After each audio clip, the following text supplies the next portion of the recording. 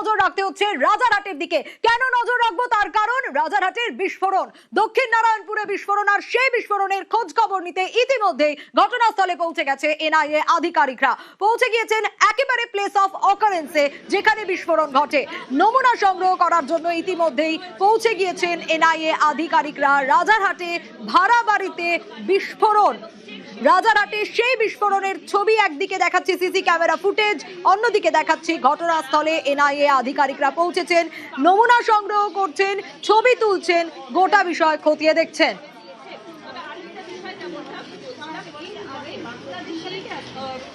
আর এই মুহূর্তে ঠিক কি ছবি, আরো ডিটেইল আপডেট জানাতে পারবে বিশ্বজিৎ রয়েছে আমার সঙ্গে। বিশ্বজিৎ, প্রতি মুহূর্তের আপডেট আমরা নিচ্ছিলাম, এই মুহূর্তে এনআইএ আধিকারিকরা সেখানে ছিলেন, এখনো কি রয়েছেন, কি ছবি এই মুহূর্তে? দেখো, আমরা প্লেস অফ অকারেন্সে রয়েছি এবং সেই বাড়ি, এই তিনতলা বাড়ির ঠিক ভেতরেই আমরা দেখাবো যে পুলিশ আধিকারিকরা রয়েছেন এবং এনআইএ টিম এই নিউ টাউন যে এলাকায়, এই যে রাজারহাট এলাকায় যে নারায়ণপুরে বিস্ফোরণ হয়েছে গতকাল, বাড়িতে বোমা বিস্ফোরণ হয়েছে। এনআইএ আধিকারিকরা ইতিমধ্যে এসছেন।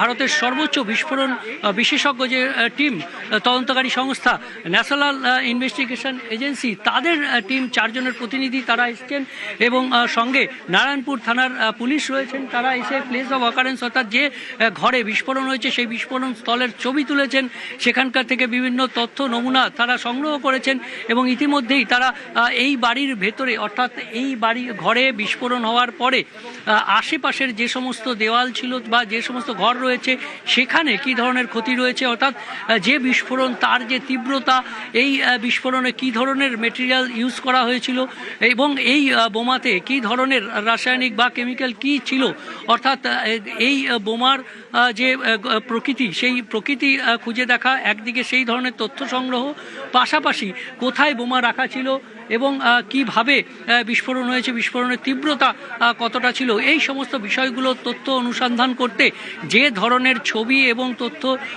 অনুসন্ধান করতে যে ধরনের বিষয়গুলো প্রয়োজন, তারা সেই তদন্ত সাপেক্ষে সেই সমস্ত বিষয়গুলো তারা দেখছেন। এবং আমরা জানি যে এই বাড়িতে যে সিসিটিভি ফুটেজ রয়েছে ভেতরের, সেই সিসিটিভি ফুটেজে দেখা গেছে গতকাল রাত ঠিক 8টা 5 মিনিট নাগাদ তখন এক যুবক আসে এবং তিনি সিঁড়ি দিয়ে উঠে এই ঘরের ভেতরে ঢোকেন এবং গ্রাউন্ড ফ্লোরের এই ঘরের ভেতরে ব্যাগ রেখে যখন চলে আসেন, ঠিক চলে যাওয়ার পরের মুহূর্তেই বিস্ফোরণ ঘটে এবং এই যে সিসিটিভি ফুটেজে যে যুবককে দেখা যায়, সেই যুবক যে জাহিদ, তিনি এই পাড়ারই ছেলে এবং তার সঙ্গে যে সমীর অর্থাৎ এই বাড়ির যে ছেলে, সেই সমীর তাকে ব্যাগটি রাখতে দিয়েছিল।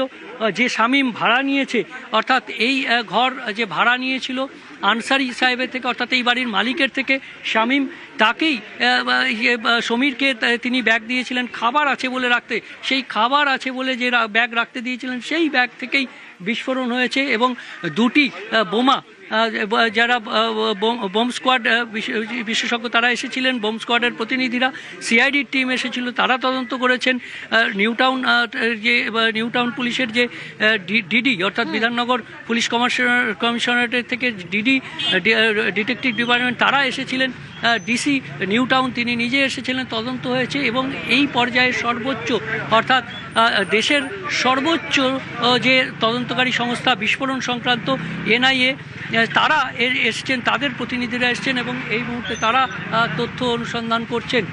সঙ্গে নারায়ণপুর থানার পুলিশ তারাও রয়েছেন সহযোগিতা। অর্থাৎ সব মিলিয়ে এই যে তদন্ত, প্রশাসনিকভাবে এই তদন্ত যাতে সর্বোচ্চ সংস্থা দিয়ে এই তদন্ত করে, যাতে এর পেছনে কি পরিকল্পনা বা কি প্রকৃতি ছিল বোমার, অর্থাৎ সব দিক খতিয়ে দেখে সর্বোচ্চ ব্যবস্থা নেওয়ার জন্য যা যা প্রয়োজনীয় পদক্ষেপ দরকার প্রশাসনিক মহলে, সেই ধরনের প্রস্তুতির জন্যই আমরা দেখেছি যে কয়েক ঘন্টার মধ্যেই একে একে নিউ টাউন থানার পুলিশ থেকে, নিউ টাউন যে ডিসি তিনি যেমন এসেছিলেন, তার সঙ্গে সঙ্গেই পরপরই একেবারে সিআইডির টিম, বোম স্কোয়াড থেকে শুরু করে দেশের সর্বোচ্চ তদন্তকারী সংস্থা যে এনআইএ। আপডেট নেব তোমার কাছ থেকে, বাড়ির মালিক কি বলছেন দেখি। ওরা যা ছিল কোনো ব্রোকারের থ্রু এসেছিল, ওই ব্রোকার আমার বাড়িতে, আমার পাশে আশপাশে থাকে, লোকাল ছেলে আছে ওই ব্রোকার। ওরা বলেছিল কে এই লোককে আমি চিনি, আমার পরিচিত আছে। তারপরে ওকে দেওয়া হয়েছিল, তাও ওকে দেওয়া হয়নি। ওকে বলা ছিল রোববার দিনে দেওয়া হবে। ওরা শুধু চাবি চেয়েছিল সাফ সাফাই করতে জন্য। সাফ সাফাই করার পরেই কোনো সামানটা পাঠিয়েছিল, খাওয়ার সামানটা বলেছিল একটু বসে একটু খাবো তারপরে বেরিয়ে যাব। এই জিনিসটা বলে একটা ছেলে হাতে একটা ব্যাগ পাঠিয়েছিল। ওই ব্যাগটা রেখে যখনই ওই ছেলেটা বাইরে গেল তখন এই ব্লাস্টটা হলো। প্রত্যক্ষদর্শী কি বলছেন দেখি। কি হয়েছিল ঠিক 8টার সময়, কি ঘটেছে? 8:05 वो बैग लिए एचे, আমি রান্না করছি, আমি বাইরে বেরিয়েছি। আমি बोला बाबू तू कल आया, ये बैग के अंदर क्या है? तो बोले आंटी इसमें खाने का सामान है। तो ও রেখে তালা মেরে ও বাইরে গেছে, 5 মিনিট হয়েছে, বাস বম ব্লাস্ট হয়েছে। এই ঘর ভাড়া কারা নিয়েছিল, কদিন আগে নিয়েছিল? 2 দিন আগে ভাড়া নিয়েছে, কেউ থাকতো না এখানে। ওই সেলিম ভাড়া- সালিম ভাড়া নিয়েছে, আর যে দিলিয়েছে তার নাম সেন্সা আছে।